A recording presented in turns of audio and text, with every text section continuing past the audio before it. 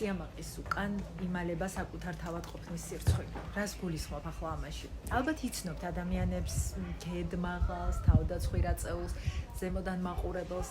ზოგს გონია, რომ ასეთი ადამიანი თავდაჯერებული და მაღალი თვითშეფასებითაა, მაგრამ ეს ასე არ არის. ჩვენი ფსიქიკა ფორმირდება ემოციებისგან, ზრუნვისა და სიყვარულისგან, მიმღებლობისგან, მოთხოვნილებების ამოცნობის და მშობლის მიერ მათი დასახელებისგან. ფუნქციური ურთიერთობებიდან ფსიქიკა არ ფორმირდება, მხოლოდ ჩააცვი და ახურე გამოკვებედან. თუ დედა იყო ცივი, მიუწვდომელი, უგულებელმყოფელი, ბავშვს ამ დროს უფორმირდება შინაგანი სიცარიელე. იგივე ნარცისული სიცარიელე, რომელიც აუცილებლად უნდა შეივსოს რამით და თუ ეს არ იქნება სიყვარული, ზრუნვა და მიმღებლობა, მაშინ ის ივსება სირცხვილით. ქედმაღალი, ამპარტავანი ადამიანი ყოველთვის ტრავმირებულია. გარეგნული ნიშნები მხოლოდ დაცვითი მექანიზმებია მისი ამ შინაგანი სიცარიელისა და სირცხვილის განცდისგან.